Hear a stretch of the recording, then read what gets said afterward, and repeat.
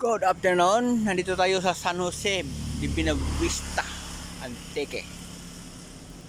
So, katapos natin kumain, standby muna tayo dito sa ilalim ng kahoy. Nagpi-Facebook, nanood, nag-video-video, kaya ngayon habang standby, pawala lang sa pagod ba, no? Sa trabaho ko nga, iniikot ang buong isla ng Panay Island, buong isla ng Negros Occidental sa Oriental. Sino kaya hindi mapagod yan?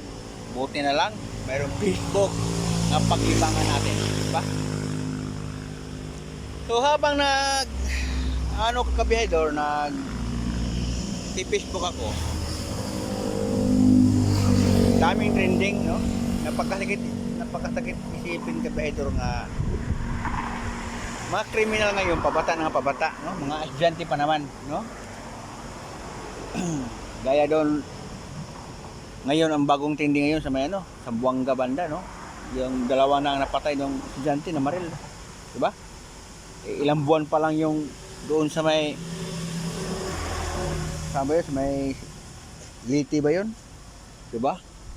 At talagang namaril din. At saka dumadami na yung mga rape, mga krimen, mga adik, dumadami na. Tapos mayroon pa tayo problema sa mga baha, no? Dahil kinurakot na yung budget ng flood control project. Problema pa tayo sa mga bilihin dahil pagmahal ng gasolina, nagmahalan lahat, no? Daming problema sa ngayon sa Pilipinas, mga kabedor. So, sa daming problema, napansin ko, mga kabedor, ang mga politiko walang nagawa sa mga problema natin. Pagmahal ng bilihin, mahal ng gasolina, sa mga baha, sa mga krimen, sa mga drug addict. So kita naman natin pababa na yung mga age ng mga kriminal, no? Mga estudyante pa. So parang wala tayong nakikitang action, no? Ang napansin ko lang sa mga politiko ngayon, puro lang panisip sa mga kapwa politiko. Kagaya ng congressman doon na si Abantik. Hinahanap niya si BP Sara kung nasaan. Binaha daw puno ang Manila. Bakit si BP Sara ang hanapin mo? Siya ba nagdala ng flood control project sa mga pera na yan? Diba? Bakit di mo hanapin yung sino talaga ang nagdala sa flood control project sa mga pera na yan? Bakit si BP Sara ang hahanapin nyo? Diba?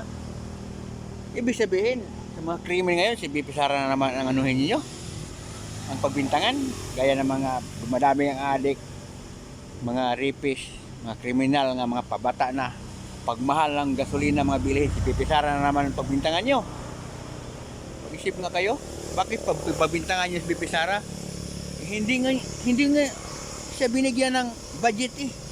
Ilan years na nga walang budget, diba? Kung mayroon man tayong nakikita, although pambihira na natin makikita yung mga tulong ni BP Sara dahil alam naman natin mga media nakatutok doon sa iba sa mga ginagawa ni BP Sara, hindi tinututukan kasi karamihan sa mga media ngayon bias, di ba? Kaya bihira na natin makita yung mga kawanggawa ni BP Sara dahil sa mga media nga mga bayad din, di ba? Daming problema ngayon sa Pilipinas. Dapat yan sana unahin, pero ang inuuna investment ni BP Sara, diba? Yun ang hindi ko maintindihan. Dapat ang unahin nila pagmahal ng gasolina, mga bilihin, sa mga pagdami ng mga kriminal sa mga rapist, yung pagbaha ngayon na halos liig na sa iba, ang iba lampas na talaga ng bahay, baha. So kailan pa yan ang aksyonan?